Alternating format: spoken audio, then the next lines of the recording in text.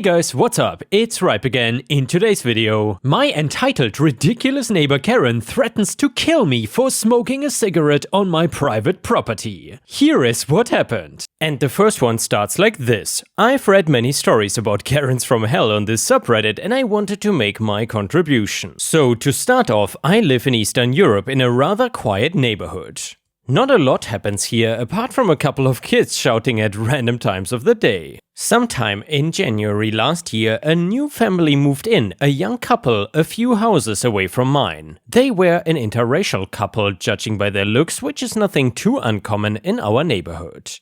After about a week of them moving in, they knocked on my door and introduced themselves. They had brought a homemade pecan pie and I already liked them, but they seemed a little wary of me. I cannot blame them. I'm a 190cm guy with a shaved head, a thick beard and a heck ton of tattoos all over my body. So I decided to take pity on them and rolled up my sleeves to show them a massive tattoo of my black cat Fiona. As I said her name, Fiona meowed from somewhere inside and I could see how the couple relaxed instantly. I invited them inside and offered them the butter cookies I made last night. We had a little chat and I got to know that the wife was 3 months pregnant and I also showed them the pool I had installed a few years ago, even offered to help them have one too if they wanted. Months went by and the couple settled into their new home. Occasionally, we would exchange greetings when we crossed paths, but there was not much interaction beyond that. One sunny afternoon, I heard raised voices coming from the direction of the new couple's home. Concerned, I decided to investigate. As I neared, I could see a woman in her late 40s, sporting the iconic "Can I speak to the manager?" haircut, standing on their front porch, wagging her finger and shouting at the couple who looked distressed. Without hesitation, I stepped forward and approached the trio. The couple looked a little relieved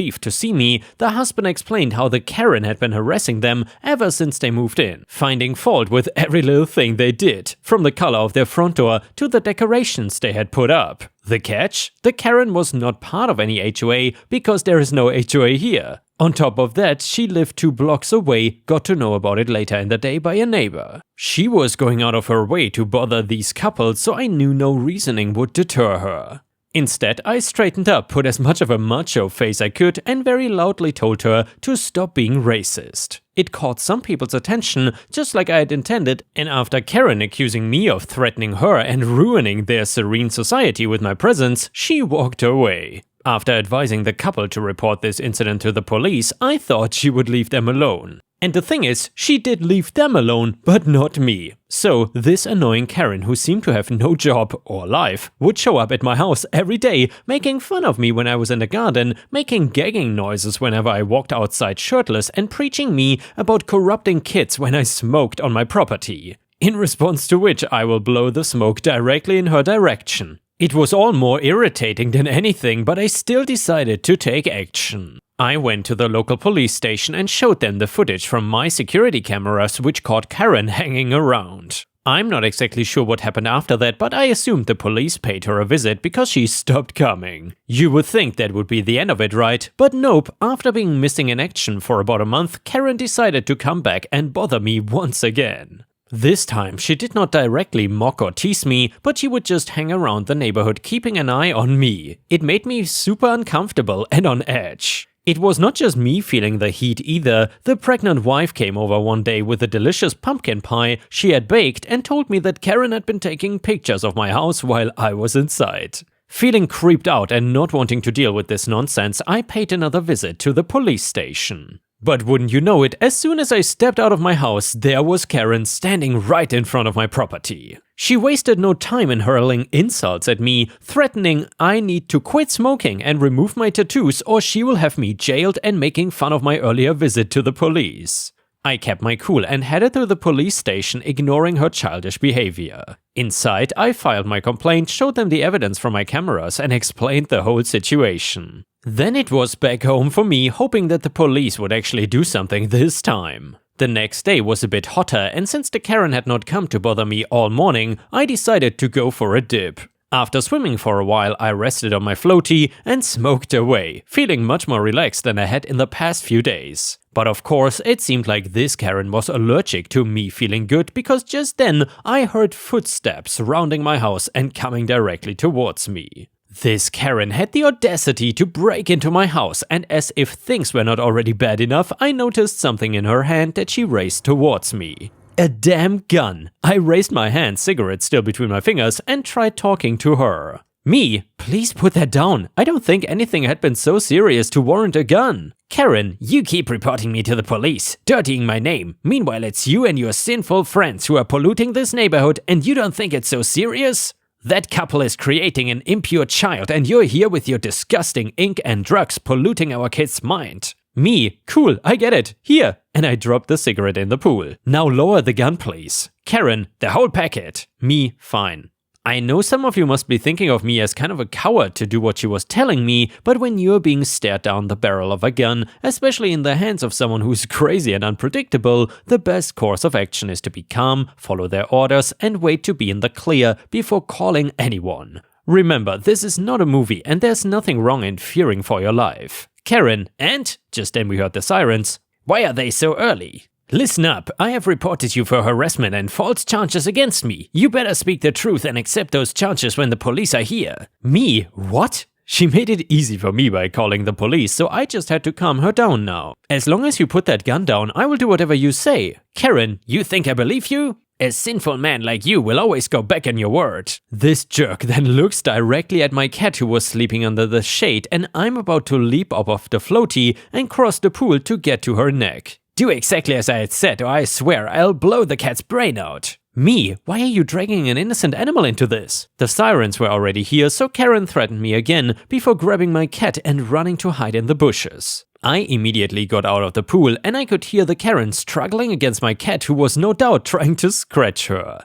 I knew I had no time to waste, so I ran to the front door, and before the police could even speak, I told them in short everything that had happened, keeping my voice low. They immediately made their way to the pool, light on their feet so as to not alert the Karen. Along with being crazy, this Karen was also dumb. We could literally hear her groaning but I feared that in her anger she would harm Fiona, my cat, in some way. But before that could happen, police had her pinned down and the gun confiscated before pulling my cat away from her clutches. I ran for Fiona and she jumped in my arms, no doubt scared by all of this. The Karen kept screaming and struggling, so the police had to tase her, and they then asked if I wanted to press charges, and I obviously did. She got arrested, and not only for her actions, but also for the gun she was carrying. I know I could have gone about all this way different, maybe fight her at some point, but I'm happy as long as my Fiona is safe and this Karen is far away from us. And obviously, she won't see the light of day again for a very long time.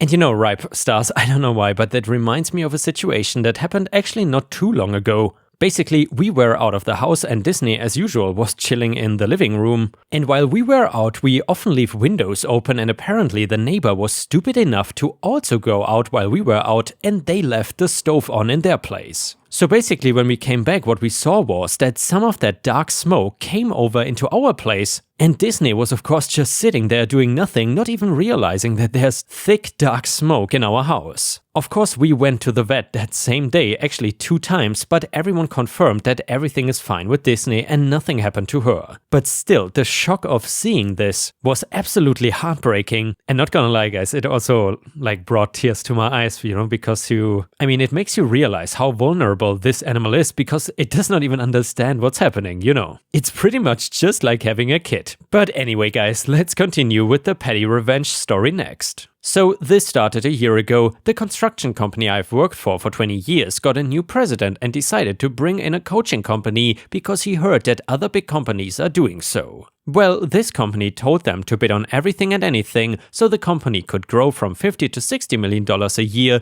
to $750 a year. Sounds great, right? Except most jobs are out of state and or country. Then they started looking at the books and see what everyone is earning a year. Now, mind you, I've been here for a while and making $65K a year as a lead carpenter before bonus. Or lead carpenter, I'm not sure. Anyway, this is about double what a new guy would make. I say bonus because the first president saw huge potential in me when I first got there by saying them hundreds of thousands of dollars by doing things in-house instead of more subs. Best bonus was from a job where we were supposed to finish the job at 5% profit and ended up with close to 20% on a $24 million job.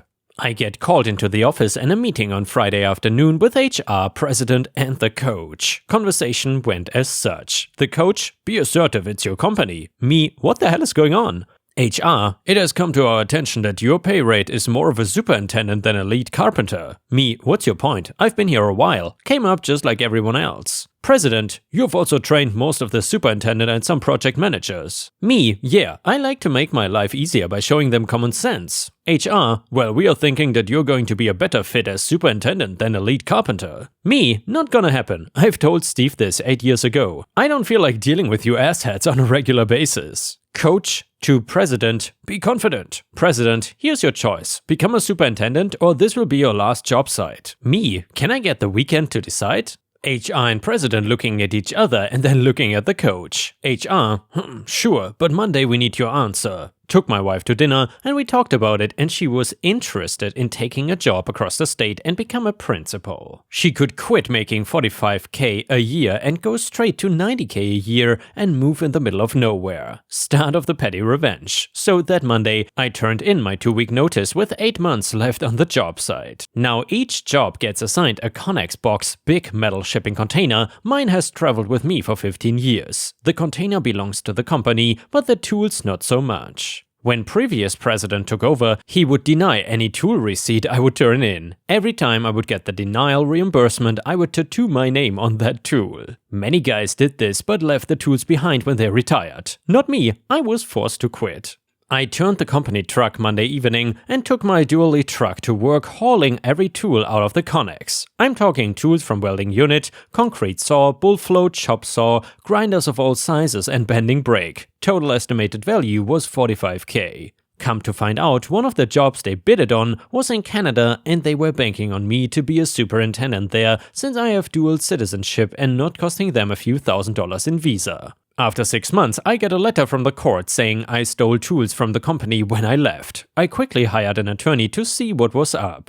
They were trying to get all the tools that I purchased out of my pocket returned to them. I was the only carpenter at the company that didn't have a company email, so every time a denial refund email was sent, I put it in a special folder. When court time came, the attorney hooked me up with a seriously nice hotel with a nice waterfront view. Keep in mind, only spend $5,000 in retaining fees. So they start on claims court and the judge is warning my attorney that I could be on the hook for felony theft, and he reserved the choice to call the bailiff to escort me straight into federal jail. I'm like, what the hell? But the attorney has a poop-eating grin on his face and tells the judge no problem. So basically, they had changed all the denial letter to release of fund, and now they had 2 problems with this. Number 1, he turned in all the emails printed out that I submitted to him. Number 2, they could not provide any evidence that I had received any payment. After 4 days of trial, I was acquitted and they had to pay for the attorney fee, which included my travels and hotel room, basically getting $5,000 back. They, on the other hand, are in serious trouble for perjury and $30,000 in attorney fees and court costs. So my petty revenge was 1, leaving them early with no replacement for the site I was on, costing them few thousands of dollars to hire a bunch of small subs. Number 2, sending them scrambling for tools they thought I would leave behind. Number 3, getting a nice hotel with a view of the Atlantic Ocean on their tab. And by the way guys, let me know in the comments whether you still enjoy these petty revenge stories. I gotta say, the petty revenge subreddit has definitely grown on me. I really enjoy these stories. Either way, the next one is a story from r/am-I-the-a-hole.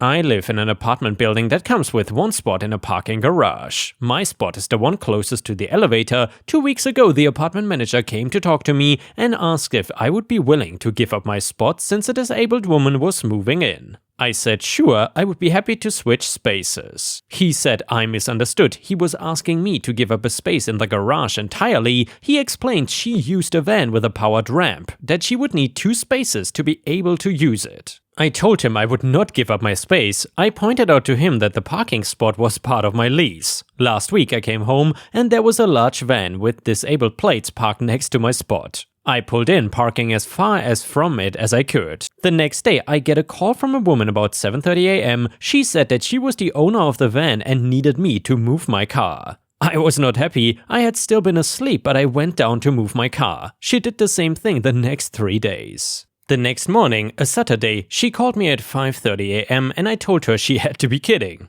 I went down and told her that I don't wake up normally until 8:30 a.m. and I would appreciate it if she didn't call before then. She told me that she had plans and not to be a jackass. I reminded her that I was doing her a favor by coming down. That evening, 5:30 p.m., when I got home, the van was parked partially in my space so that I couldn't use it. I then had her number, so I called. When she picked up, she said something snarky like, "Isn't it annoying to have to wait on someone?" I told her the difference was that I could have her towed, and if she was not down here in 5 minutes, I would do so. She told me I would not dare and hung up on me. I waited the 5 minutes and called the tow company. It took the company about 30 minutes to get there and tow the car from my space. She never came down. She then calls at 6:30 p.m. I picked up and she started screaming. I just hung up on her. She called back, still screaming, and I hung up again. About 30 minutes later, I got a knock on the door and she and the apartment manager is there. She asked me what the hell I was thinking, having her van towed. I told her that is what I'm supposed to do if my space is blocked, and I did warn her first. The apartment manager said we need to come to a compromise. I said that I did not need to compromise. According to my lease, I'm entitled to a parking spot. I never agreed to be woken up early every day, and I certainly never agreed to give up my spot entirely. She said that she was promised a spot she could use. What was she supposed to do? I told her that she needed to work that out with him, pointing at the apartment manager, and leave me out of it. I'm done running every time she calls. She called me an a-hole as they left. I feel bad. There are not any extra spots. It's one per apartment. This is not her fault, but it's not mine either. So, Reddit, am I the a-hole for not making more of an effort to help? And yeah, Ripe Stars, let me know what you think about this kerfuffle in the comments. I'm very curious about what you have to say. And now let's see what Reddit has to say. Then the first one said, not the a-hole, the manager was the one who messed up here and the new tenant was the a-hole. I'm very sympathetic to her situation. However, waking you up at 5:30 a.m. and refusing to move her car parked in your parking spot is unacceptable. You handled the situation properly, you were willing to work with her if she was respectful, and it's clear that she was trying to piss you off and wear you down in hopes that you would no longer use your own parking space. And yeah, Ripe Stars, I would absolutely agree with this. I feel like that this woman was extremely rude, and the way she dealt with OP was definitely not okay. She should not blame OP for the situation, but instead obviously just the manager. You did nothing wrong by holding her to the same consequences that anyone else in that situation would undergo. Comment number 2, not the a-hole, it's in your lease, they promised her a spot, not you. They need to fix it another way. And lastly, how did she get your number? Did the apartment manager give it to her? That could be a lawsuit. And now an update from OP. Edit, info I should have put in to begin with. There are no additional spaces, it's one space per apartment in the building with no extras. The way the garage is laid out, I don't see a way to give her extra space without removing one of the spaces. The apartment manager has offered to reduce my rent if I give up my spot entirely. I refused. I live in an area of town that has truly awful parking. I'm paying about 30% more for my apartment than a similar one in the same area because I want the parking space. I will not give up my space. Update, the van is back, but now she is backing into the spot. So the ramp is next to the parking space on her other side from me. There's a car parked in that spot, and my guess is that she is doing that to the person what she did with me, but I don't know that for sure. The other person might have agreed to it. And with this, we have reached the end of the video. However, if you cannot get enough of my content, please check out my endless playlist, where you can find thousands of hours of content. In addition, please don't forget to subscribe to my channel to not miss any of my daily uploads. Thank you so much in advance, and I hope to see you again tomorrow.